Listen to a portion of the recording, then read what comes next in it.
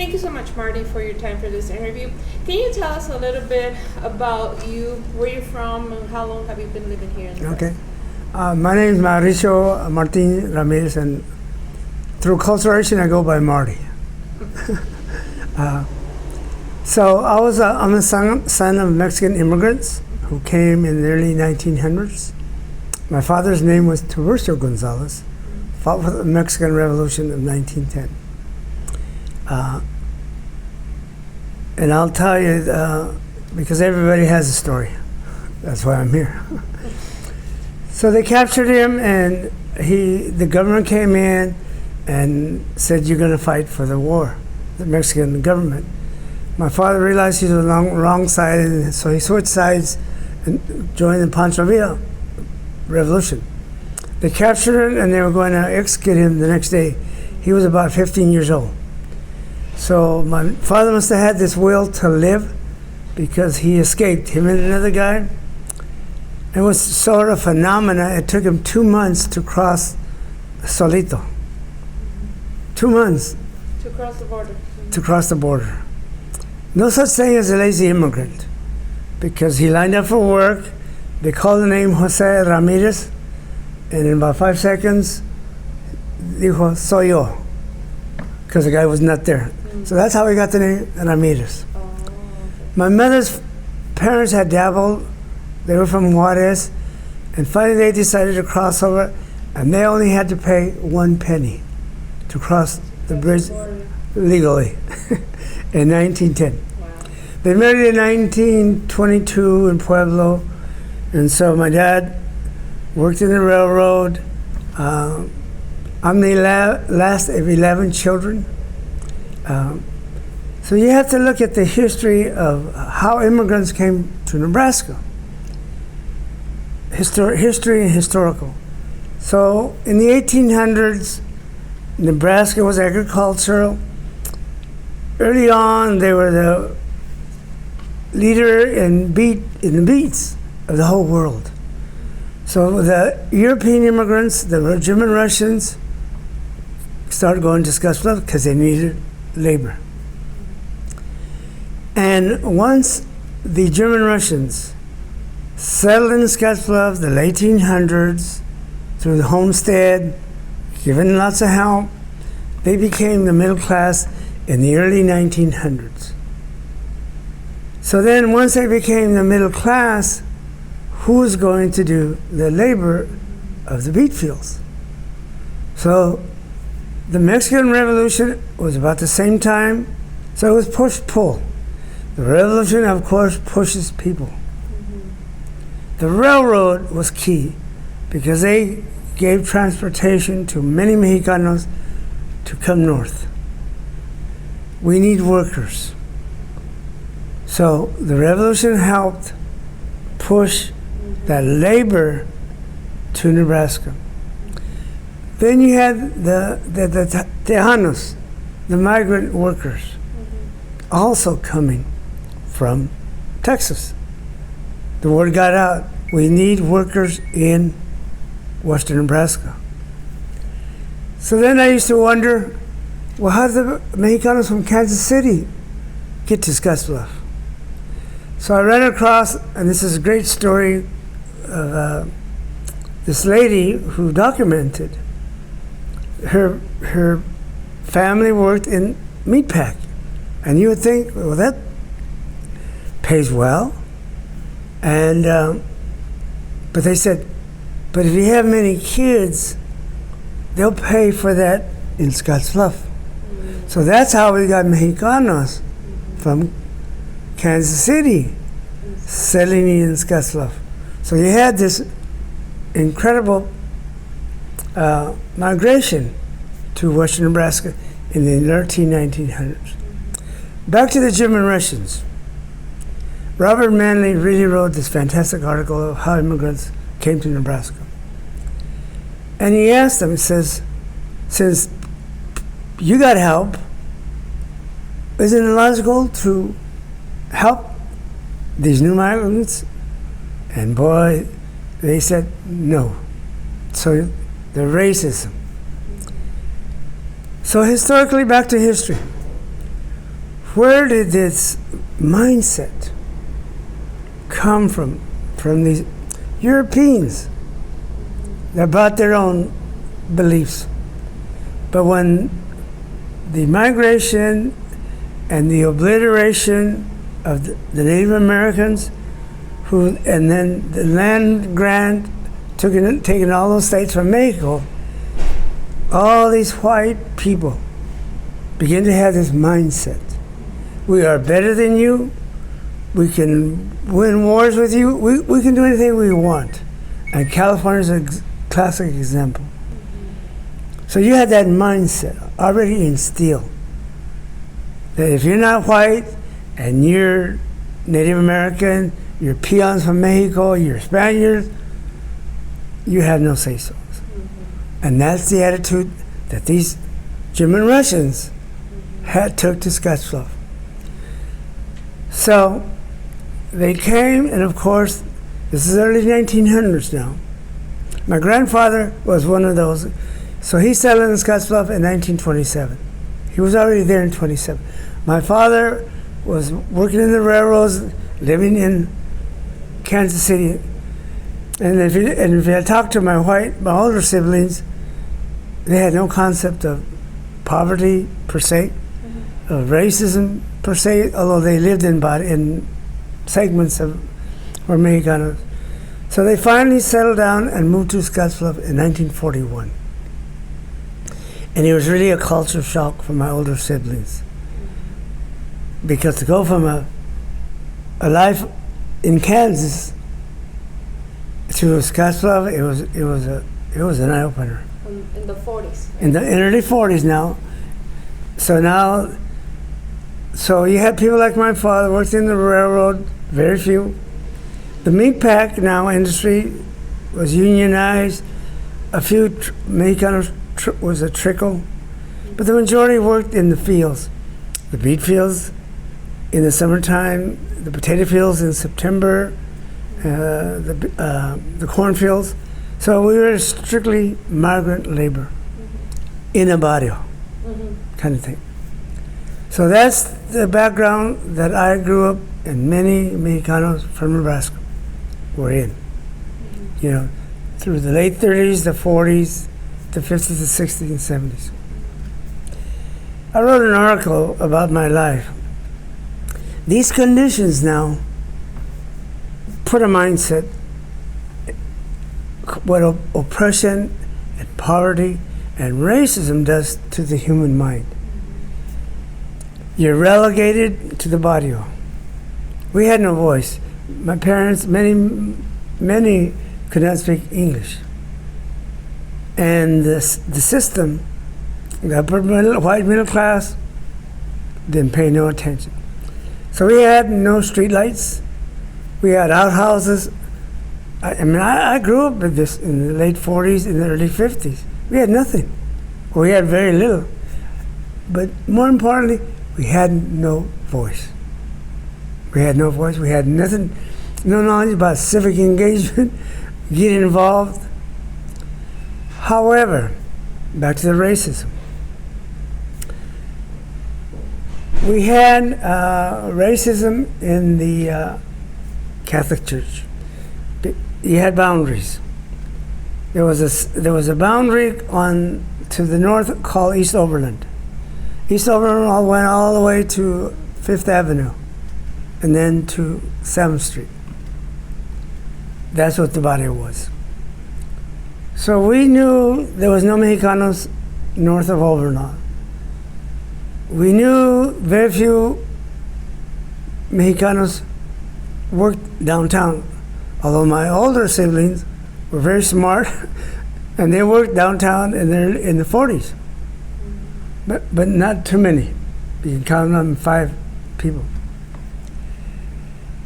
And you knew you couldn't go to the white Catholic school churches in the area. We didn't understand that. So then the Catholic Church decided to come in and build in mission churches.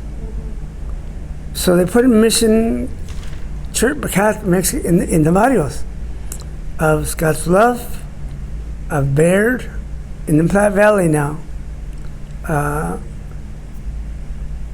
Maybe I think those two were the only ones. So when I was 16, I went to the Catholic Church in Mitchell, me and Oscar Barraza. And like it was young, we walked in there and you just didn't know where to sit. But then I said, oh, the Mexicanos were going to one side of the church and the whites were going to that. And I didn't understand that.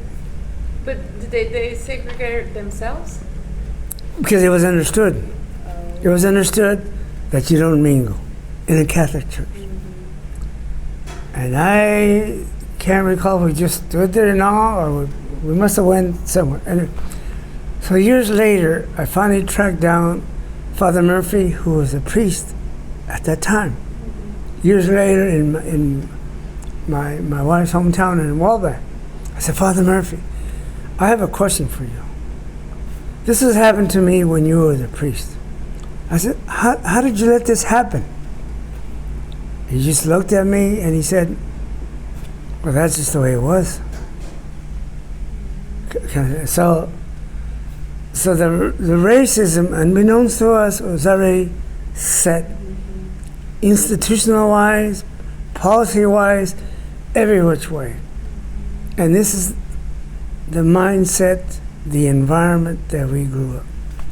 And that has had a profound impact.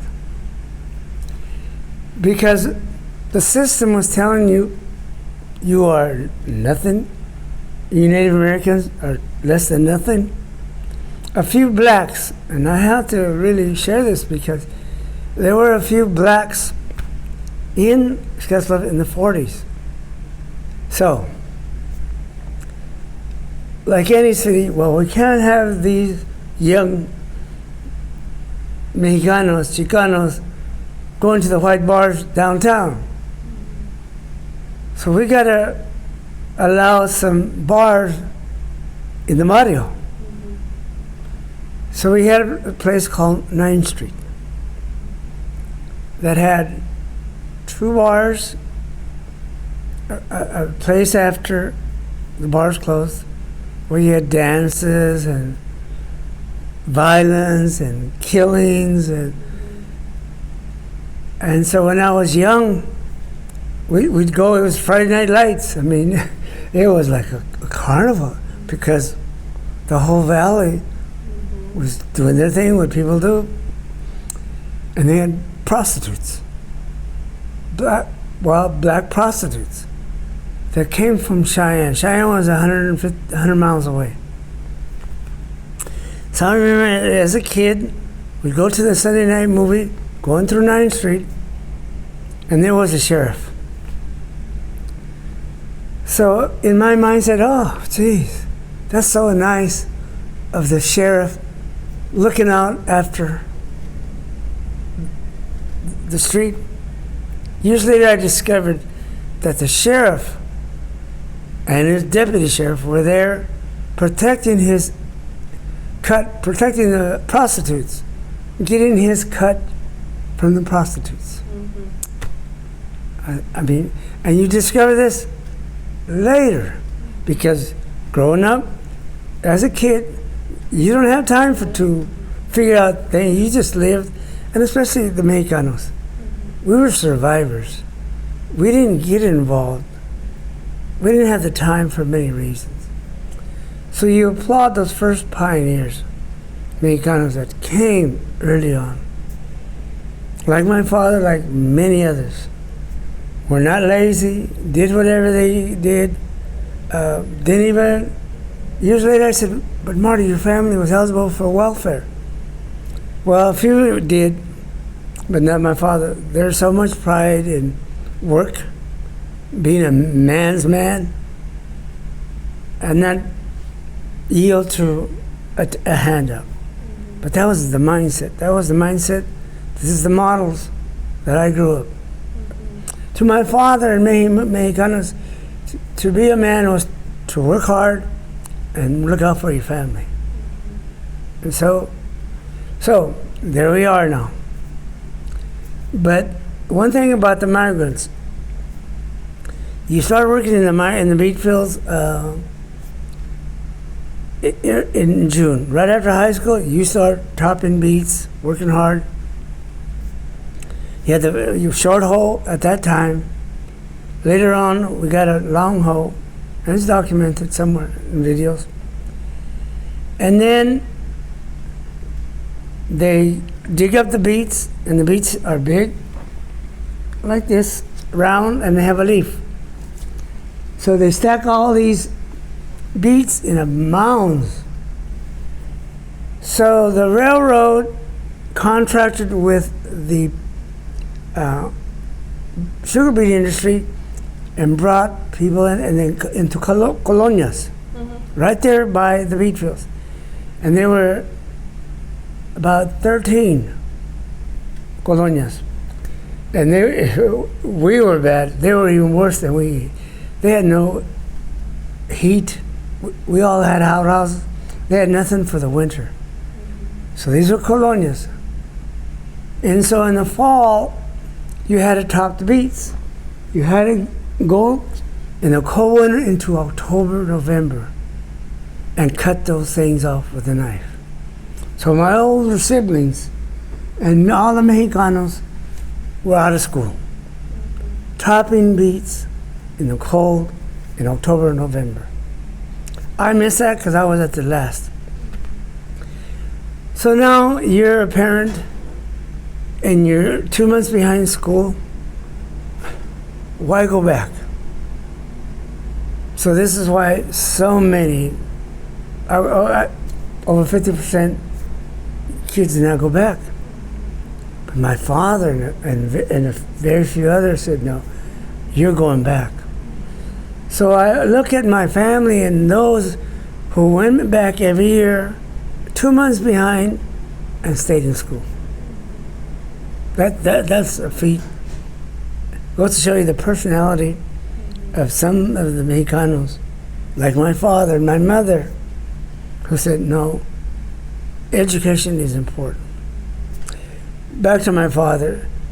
In the Depression, everybody was leveled. Everybody was the same. So my father worked with educated white men, and that's where he learned the value of an education. Even though my father only had a 3rd grade education, my mother only had a 6th grade education. So the value of an education, my father said, you guys are going to get an education. Again, being obedient Mexican kids, we just said, oh, okay. Never once knowing what we're going to do mañana, the next week, or life after graduation. We just didn't. So that was the basic life of the barrio. But I'll have to admit, it was a barrio. But I tell many, personally, we had fun. We had our Mexican dances. We had the Guadalupe Center, or where the current Guadalupe Center is. That was our hub. Every night, every summer, you would have 200 people congregating there, playing, kids galore. We had a center. You had basketball courts. You had veteranos.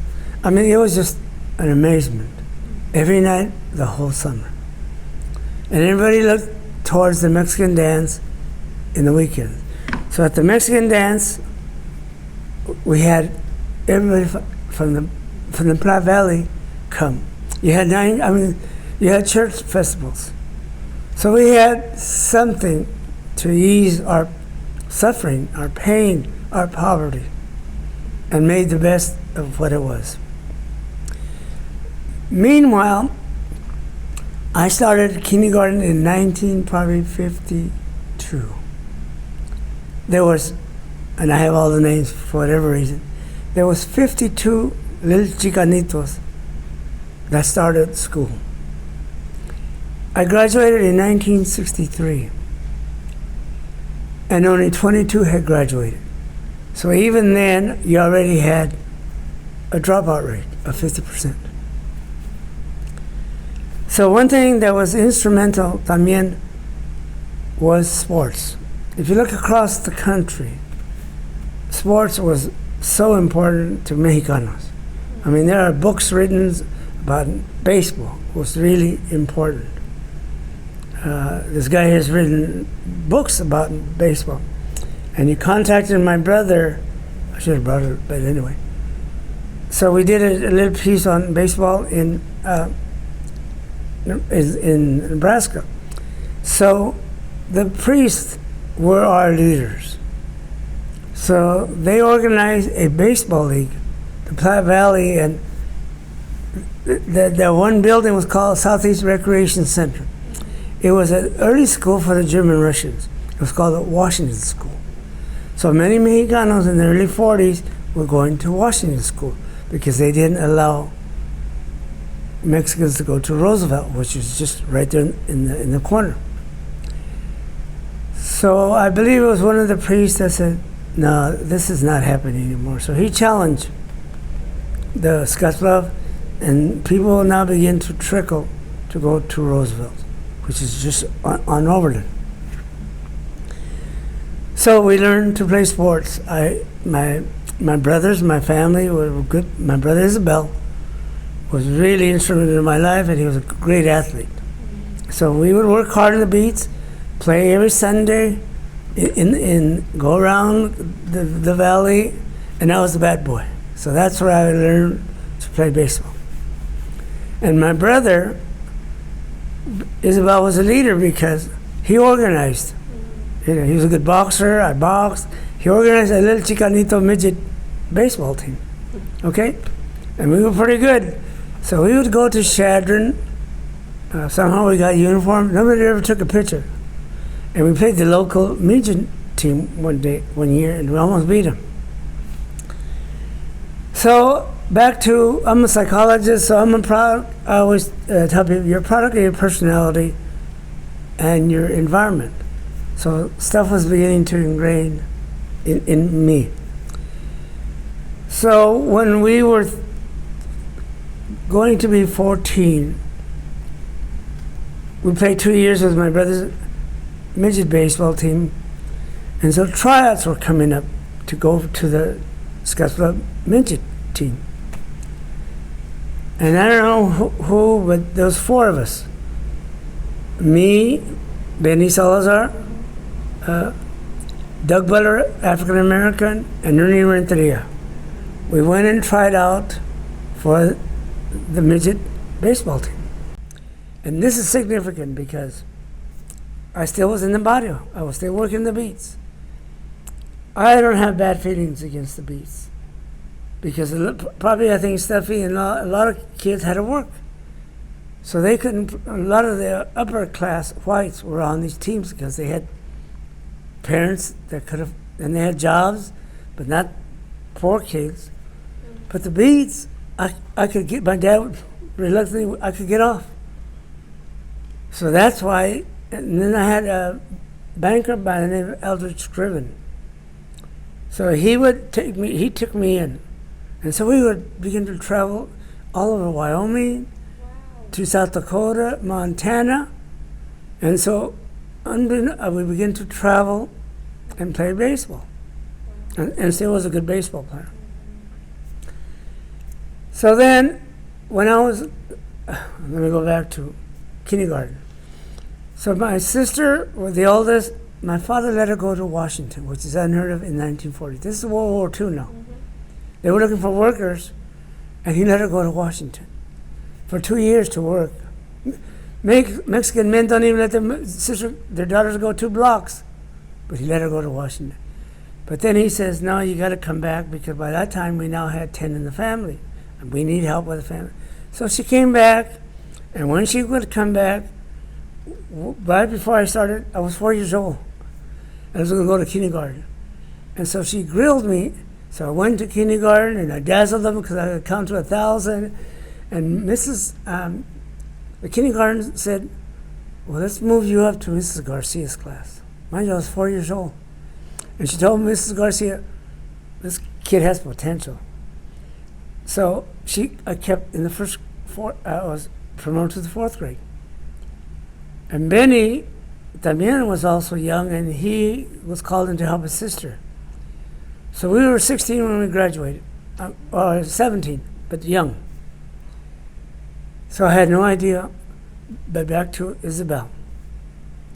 He took me in the 7th grade and said, "You signed this boy up for college prep." No sabía nada de college prep. I was more afraid of Isabel than I was of geometry and all that kind of stuff. So I was taking college prep. I was the best C student in Scottsbluff. So now I come to college. We graduated. What everybody else do. You join the Army to get out. You stayed in Scottsbluff. You went to Omar or Denver. Those are our career choices for Mexicanos. So my plan was to join the Army after I played baseball. Okay. I had one more year to play baseball. Mr. Scriven now comes in and says, "What are we going to do with Marty?" Unbeknownst to me. So he gets a meeting with Isabel, the baseball coach that I had when we won state championship. And they call a meeting, and all of a sudden the baseball coach knows the baseball coach in Shadron. And 2 weeks before college starts, I'm going to Shadron State to play baseball. Yeah. What position did you I was the second baseman. Okay? So if it wasn't for baseball, primarily, and the beats, and a lot of things, I wouldn't be here today. Got to think. So when I was small, I saw the racism, but I knew the teachers were favoriting the whites. In the 4th grade now, I started to raise hell. I was at a Boy Scout meeting, probably in the 4th grade, and the priest calls me in, and he says, "Marty, I need to talk to you." I said, "Oh, shit. I'm going to hell. I'm going to get a whipping." I got a call from the teacher and says, "You're beginning to raise havoc in school." And tears were coming down my eyes. I said, "Father, you don't understand. In grade school, on the crosswalk, you get to put the stop sign so kids can cross. Mexicanos don't get to do that. And favoritism." I said, "Father, the teachers are favoring the whites. They choose all the whites for everything. They choose them to go clean we used to go downstairs in the basement with an eraser, and we all come with white. But my point was, why not us?" And that's how early on I was recognizing algo. And so I never forgot. We lived on the corner of the barrio next to the railroad track, and the hobos would come. And years later, I find out that they would mark the houses where people would help them with food. And so they would always come to our house, and my mother would feed them just beans and tortillas. And my father was a job broker. They would come to him. So he was a leader. So I witnessed that as a child. So when I went to college, what are you going to major in? What the hell? What am I doing here? But my older sister had left, was a lab technician. I said, "I'll do a lab technician," but I wasn't good in science, math. So I dumped that right away. Never spoke Spanish. So I'm the last of 11 children. This is now called acculturation.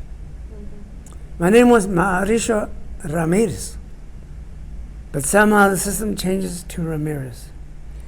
Somewhere I lost Mauricio and became Martin, which is not even on my birth certificate. If you look at my birth certificate, it says Mauricio, Marisio. They didn't even ask my mother how to spell Mauricio. So they said phonetically, Mauricio, Marisio. So my birth certificate. So Martin's not even on there. So who am I to this day? Okay? So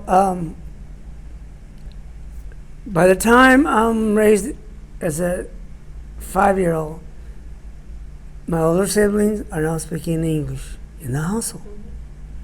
We're speaking Spanish. They're speaking English to my mother because she's in 6th grade. And I don't know I can't remember what we're speaking to my dad. But now English is becoming my dominant language. So I never grew up, and many Chicanos, kids my age, did not grow up speaking Spanish, which is kind of a phenomenon. So another psychological concept is called ethnic self-hatred. Marty, the reason you guys are poor because you're Mexican. The reason you're lazy because you're Mexican. And the reason this and this is because you're Mexican. And so you begin to feel bad for being Mexican, for taking tacos to school, and now McDonald's, everybody sells them for millions of dollars. You feel ashamed. That's a concept called ethnic self-hatred that we'll never ever forget, ever. We'll take it to our grave. This is why you have Mexicanos, and this is why light-skinned Mexicanos with blue eyes called güeritos, and Mexicanos cover up in the beach field so they don't get dark. There's that concept that's ingrained in us. Not as profound, but it's still there to this day. To this day. So my name was changed to Ramirez to Marty, and that's part of my identity to this day. So, for some reason, I have no idea, I said I'm going to major in Spanish. And this is crucial because so this is Shatner State Teachers College, north of Scottsbluff. There's 10 Mexican-American kids there. How we got there is interesting. In 1950, there was 10 Mexican-Americans in Chadron. También, and we're doing a project story on that. So I grow up in Chadron, have no concept, nada, seriously. We did have a Spanish club, but no activism, just taking Spanish. So I learned how to read and write. Didn't have no money to come home, so then I'm stranded. Everybody flees on Saturday in the weekend, and I said, what's going on? So there I am, playing baseball, kind of thing. Met my gringa wife. And there's a story there, because this is a phenomenon of early on of how many of us dated, married white women. There was no Mexicanos in the college campuses. There was 3. I said, but I'm not going to compete. So there's a legitimate reason. And I met my wife at a baseball game at Kearney. So back to baseball. So I'm going through college, doing my thing, not hearing about activism, ni nada. There wasn't no overt racism at Chadron towards us. So you go through life. And I remember as now a junior reading about Vietnam in back pages of a magazine. I used to go to the library and study and read magazine. And we used to joke, they're not going to touch us. Okay, this is now 1967. The Vietnam War is now picking up. My friends in high school, Benny, Greg Rodriguez, Joe Perez, Gavino, Alfred Ventura, are now being drafted and sent to Vietnam. I wasn't aware of that because they were doing their own thing. They were now out of Scottsbluff. So then I come home, I graduate, and I knew I was going to get drafted. So then I'm in a quandary. I'm going to wait. This is now in August of '67. So then I go to Omaha to work, which I did a couple of summers. Then I finally get drafted. So you talk about fate. So I'm downtown, I'm walking home, and I walk by the library. I said, I'm just going to join. So I go up and they're out to lunch. So then I says, what am I doing? I says, I'm out of here. So I go to Omaha again, and I wait to get drafted. So that was fate. That is fate. It was meant to be. So then I finally get drafted. Get drafted, go to Denver. Then I'm going to Fort Bliss in Texas. I said, Mom, you gotta see all the Mexicanos down here. Not knowing El Paso was 99.9 Mexican. Mm-hmm. Everybody had a John Wayne mentality. They really wanted to go fight and kill the gooks, the enemy, the veras. And so I'll go to training. It's a cultural shock because I now meet all kinds of people. Chicanos from Arizona, all kinds. It was a culture shock. Then, you know what? When you're a college student, you run and get the grades. So everybody runs up. So in the Army, they give you a classification. It takes 11 people to support one fighting man, like the medic, the supply sergeant, clerks. 11. The fighting man is called 11 Bravo, 11B. So everybody rushes Sunday afternoon, and they come back with their heads down because they did not get 11 Bravo. So I finally get the nerve to go look, and behind my name is 11 Bravo. I said, are you kidding me? So I come back with my head down, and they say, you too. And I said, no, I got 11. They got mad at me because I got what they wanted. And they weren't going to let me go home. Okay? So then they shipped me to Fort Polk, Louisiana. Meanwhile, Connie, who I was dating, is teaching now in Geary. Okay, because we didn't know what was going on. I said, Mom, you got to see all the blacks down here. Not knowing that down there was 95% Mexicano. Another culture shock. So then I decided back to no thinking. I said, well, Connie, how would you like to get married? Of course, Connie said, of course. So this is now December. I come home in December of 67. Plan our wedding. So they wouldn't marry us on Christmas Day. We had to get married December 26th of 67. Big blizzard, major blizzard, like you wouldn't believe. You can see that in our wedding pictures. But nobody told us not to get married. Nobody talked about me going to Vietnam, which is amazing, de veras. And you say, nobody gets married before they go to combat. I knew I was going to Vietnam, and I was trained to fight, but in my mentality, it is still registered. So I had to share this story. So for whatever reason, there's 4 platoons in a infantry, 11 Bravos, riflemen, and then we have 11H is a cannon on a jeep. So I got this training in this. So they got in our head that you guys are going to be military police. So when I came back in Scottsbluff, got married, Reynaldo Cervantes now was there. Elements of the Chicano movement was beginning to happen, barely. Civil rights was now trickling into Nebraska in the late 60s. So then, get married. So when we get to Vietnam, of course, we're 11-8. Somebody told us we're going to be military policemen. And they go, shut your goddamn mouth and get your ass over there. And then I said, oh my. That's when it hit me that this is a real deal. This is 1967, the height of Vietnam. 500 soldiers are getting killed a week. 500. And I think I wrote home, I said, I don't think I'm coming home. Because I almost got killed 2 weeks after I was there. I almost got killed 9 times. Got wounded 10 days after, 10 days before. And I have to share this story.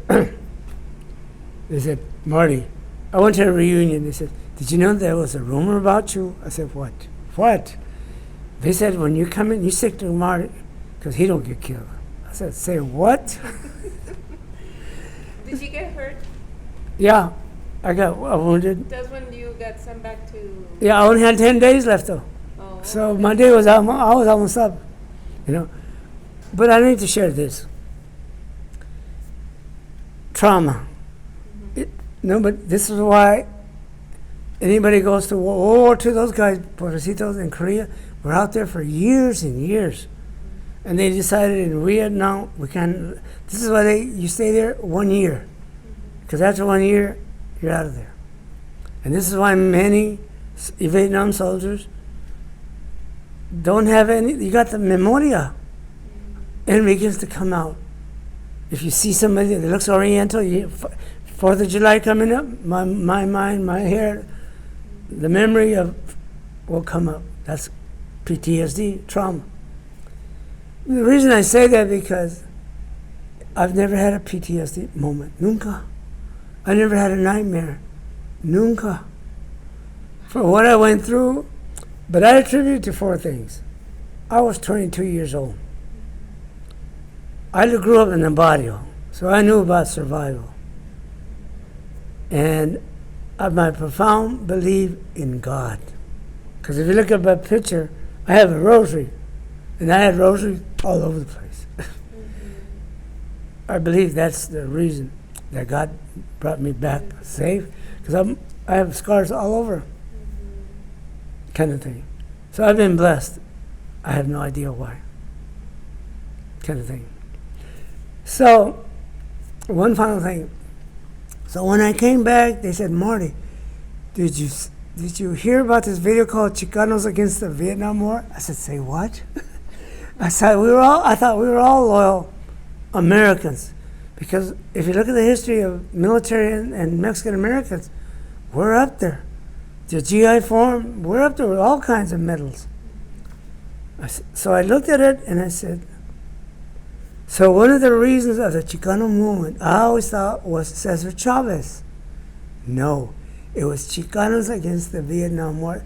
Chicanos from California, Texas, and Arizona were out there demonstrating in the 60s because they were taking all the Chicanos, Mexicans, and Mexicanos, and the poor whites and putting them in the front lines.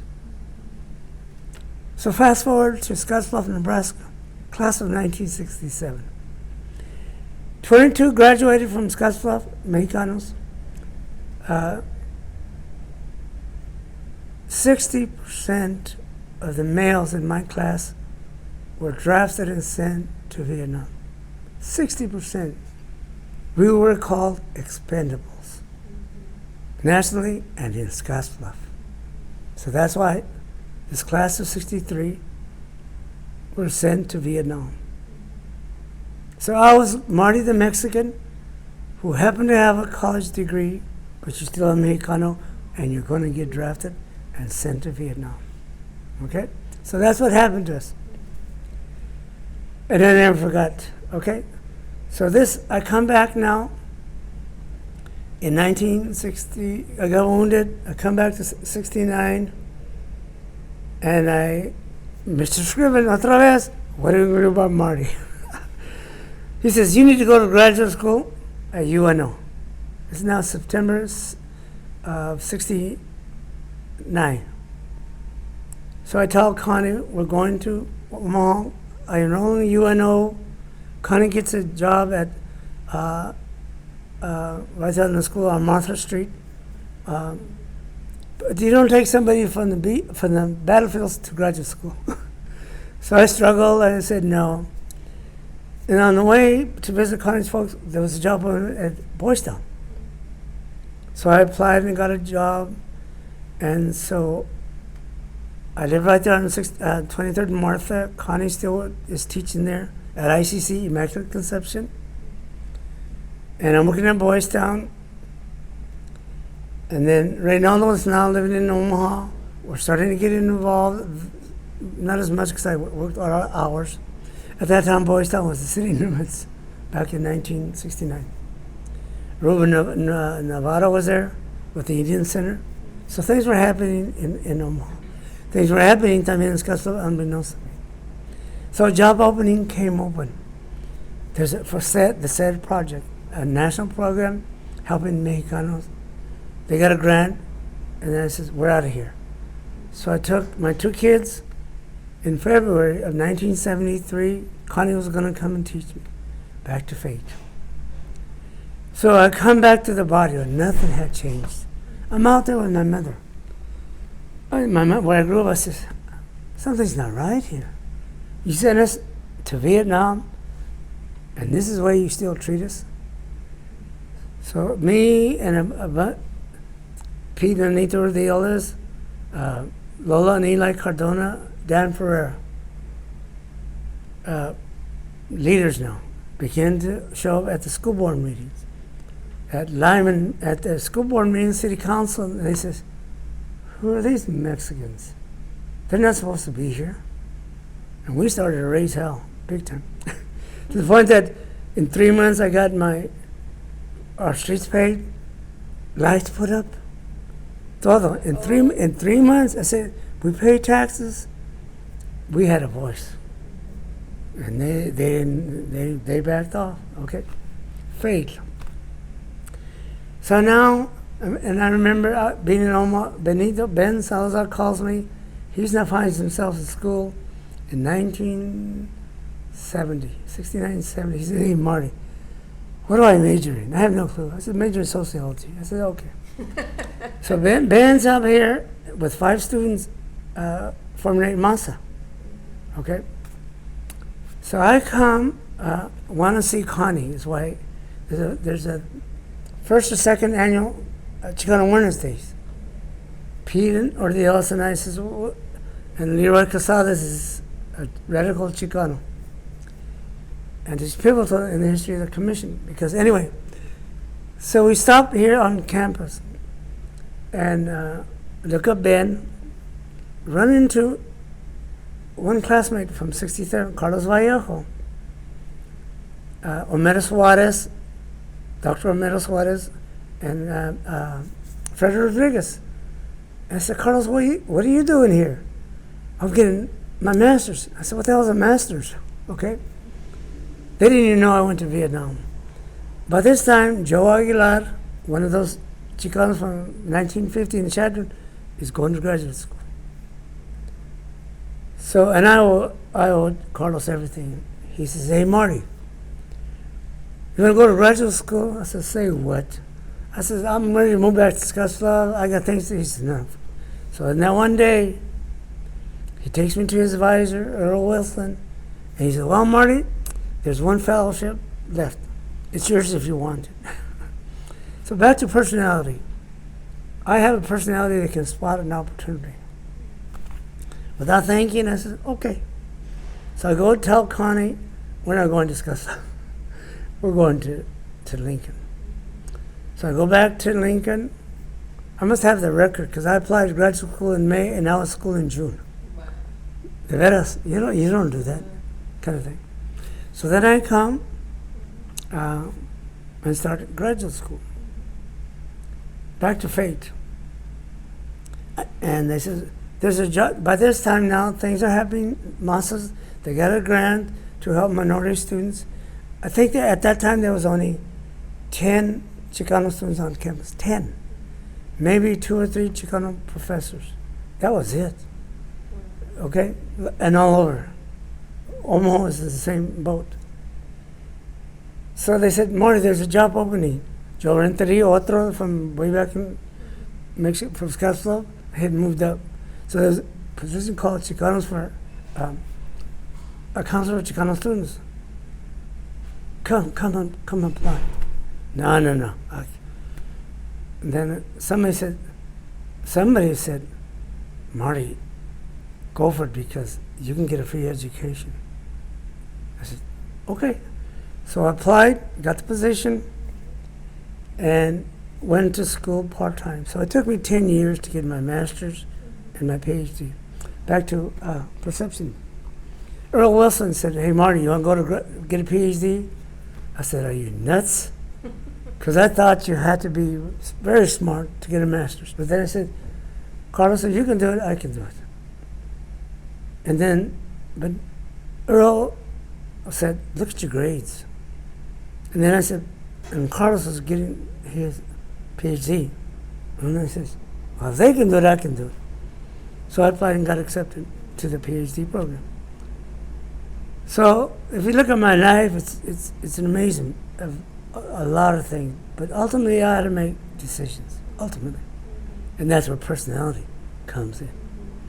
Why are some of us in the same family, the same neighborhood, the same church, are so different with the same environment? Back to personality. De veras.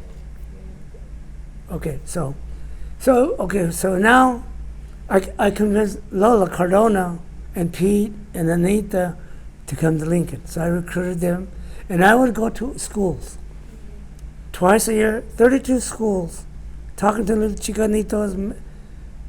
At that time, the schools would let me in. Get out. Take a chance. And the father said, you mean you want me to send my daughter 500 miles, Marty? Are you crazy? So that was a struggle. So that helped. I got many came, kind of thing, which is good. So now the civil rights and the Chicano movement is now beginning to take hold in Omaha, Grand Island. So the Mexican American Commission now is the thought. This is 1972, I believe. Okay, San Franco from Western Nebraska, military, had moved to Lincoln. There were some other Mexican Americans, so they had a GI Forum. GI Forum was in Scottsbluff, Omaha, and Lincoln. They had chapters, good chapters in the 50s and the 60s. So there was a little chapter here. They began to have accessibility to the politicians. And Sam was a voice. He was a voice to be reckoned with.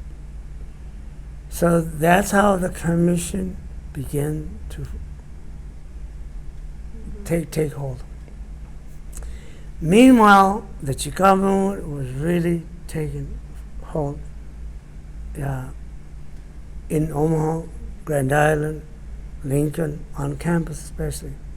So now you had this Mexican-American mindset, oh, you guys are too radical. And so the Chicanos on campus, Benny, myself, and began to clash with Sam and the commission. Big time at the meetings. So they would have commission meetings in Omaha, in Lincoln, in Scottsbluff, in Kearney. And boy, they were big time. Really? Oh, de veras. Because you guys need to, we were very aggressive. We were demanding. We were having this, because the Mexican American thought we were too radical. They thought that, and this is where the Chicano movement didn't have the foresight, the hindsight. It was a movement. All movements come to an end. We thought that everybody believed what we were doing, and the commission did too, but it was the way we were going to do it. So the Chicano movement figuratively broke down the doors. That wasn't Sam and the commission's mindset. You could take things slow, you collaborate. Those are so foreign to me. We were impatient. Okay, so that was a major clash between us in the early 70s of the commission. We had Leroy Casadas had the famous Robert's rules, step outside, also your Robert's rules. That was Leroy, Police did Leroy. But Leroy had a following, and we all did, kind of thing. So anyway, that's how the beginnings of the commission. I wasn't too involved in the commission, of course not. At the beginning, you were No. This is now the 70s. But the Chicano movement continued in the 70s. It was at its peak. Omaha, we collaborated with Omaha, La Casa, UNL Masa. So they were really driving force, demonstrating all the time, on campus. So we would go raise hell at the commission meetings, and if you look back, it was inevitable. It was unfortunate, but we didn't have a mediator to step in and negotiate. We were just locking horns with each other, sad, but at the same time trying to take on the system. So we didn't know what the Commissioner Lincoln did. Nobody knew what the Commissioner did. But you had meetings out there. They had an agenda. So then as a result, the directors began to fall, change. Commissioners began to change. Then my friend Pete Worthy Ellis, and I think it had to be in the 80s or 90s, became the director. So we finally had a Chicano as the director. And that's when you joined the commission? Yeah. I think maybe later on I became probably when Cecilia became the director. That was in the 80s or? That's when I became a commissioner. And then I became the chair. And then I brought my whole backgrounds. And then I think Pete and Cecilia had this newsletter, this brochure that was very good. That now you had something that was, you had a mailing list, and we would get. And then my brother Isabel became the director in Western Nebraska. He had that office, and it really, really flourished under Pete. Isabel was doing all kinds of things, what a commission should do. But I don't think, but the budget in politics, I remember when Rudy, can't think of his name, was the director. And I came in here, and the budget, the commission was, and all it was 7 boxes. Was the nature of the commission. And this has to be in the 90s, I believe. So it was that low. So, and I didn't know the politics side of things. I don't think it's ever been in trouble of actually being defunded. I'm not sure I don't want to believe there was never no talk about that. So we tried our best. During the time that I was part, we had NAF. So we were collaborating with NAF and the commission, because I was on both boards. So we were doing some things getting done, despite of what was going on. You know, I was still recruiting, doing my things, so things were still out there being done, but not in a very constructive, collaborative effort with the agencies that were going on. I think we were just so defensive, protecting of our own territory, which really, you throw a rock in a pond, it was affecting the community. Now, back to the history of Latinos in Nebraska, predominantly Mexican American, Mexicano. Then the meat pack is really significant now. So you have Swifts way back in the early days were all white, predominantly in Omaha. So when Swifts closed, I think in the 60s in Omaha, this is my theory, these cows had to be transported a long ways to get to Swifts. And in the process, they were losing weight. So they weren't worth much. So one theory is we can't have these cows being transported to Omaha.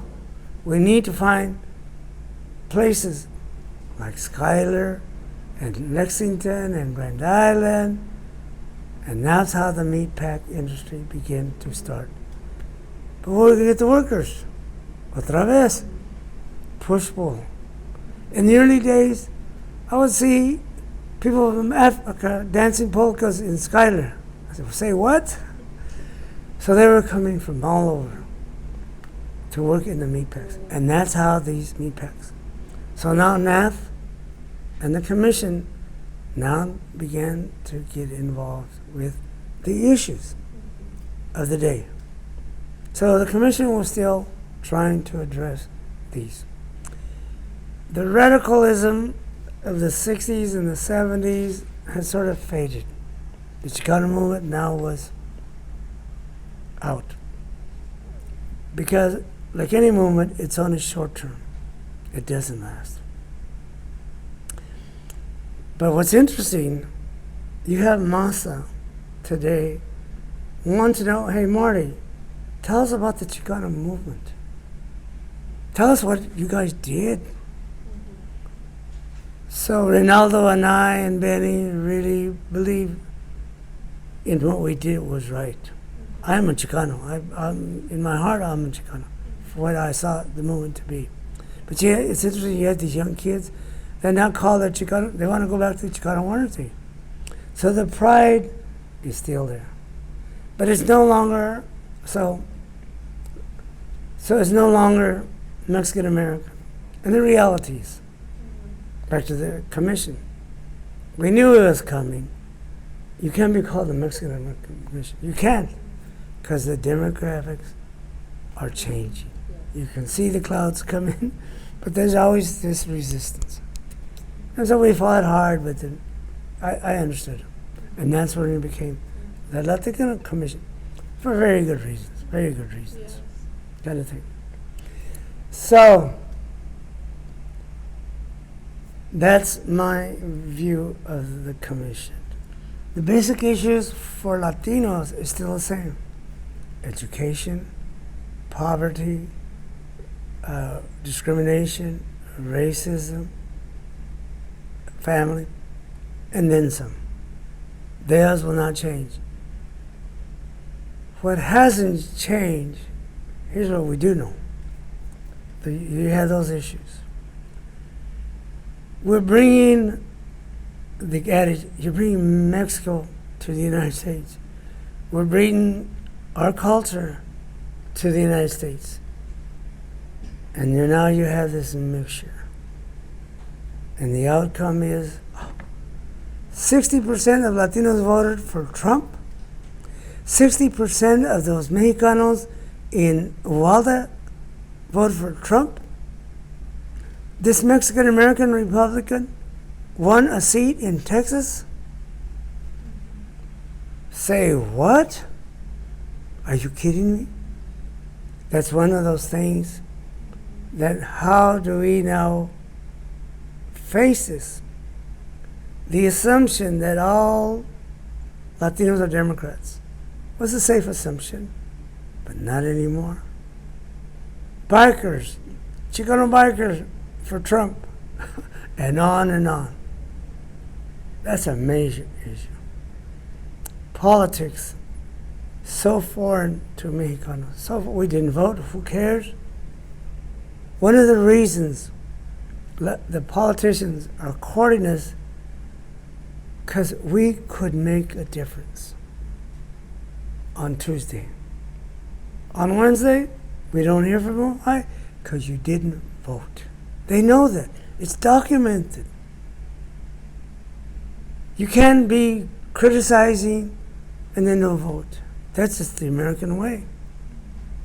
That has to be the Chicano-Mexican way. That has to be the commission way. There's no ifs and buts about that. So how do we educate? How do we close the gap?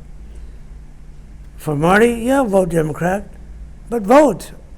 It's not my business, but vote. Because that's where it's at. We gotta close that, and the commission has to play a role in it. There has to. Or then we're gonna have our classes.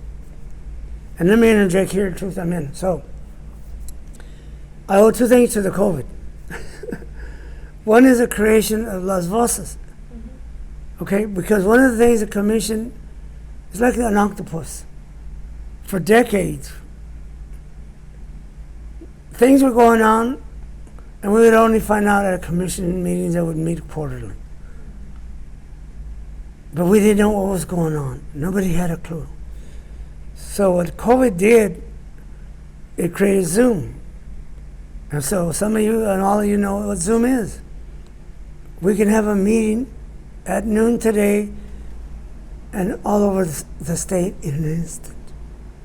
And so we created this, we've always had meetings, always. Quinceañeras, baptisms, everybody's always talking politics, always. About the same issues that you and I are talking about today. But we don't go out and do anything. So what Zoom did is, some of us got together and say, let's do a summit. So we got 11 communities now, 11. One day to talk about what's going on in communities. And lo and behold, we discovered all these young, primarily DACA kids, all Mexican American, Chicanos, doing great things all over Nebraska. So we created Zoom.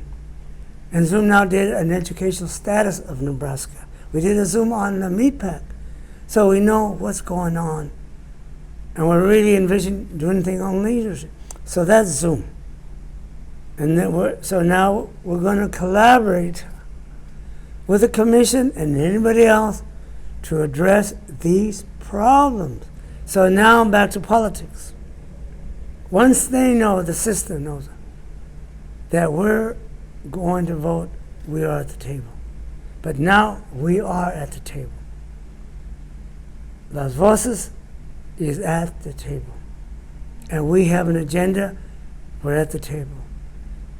We need the Latino Commission to join us because you're a voice. You can be at the table and have a voice. And once they know, and oh, there's Las Voces, there's the Commission, there's NAF, and they're real, and they vote, and they're educated. There's 1,600 Latino students on campus, and there's going to be over 2,000. There was a story on National Public Radio last week on Kearney State, known as the Brown School, state colleges. I told Shatter State, you get a college soccer team, and you'll get some Latino players over there. Look what Latinos doing in soccer, in all sports. Now I'm talking the future. I'm not talking Republican. I'm not talking Mexican American, Chicano. I will, but if you're looking to the future of our kids, this is how we must talk. Okay, so how do you see the future of the commission? As a very viable, collaborative partner.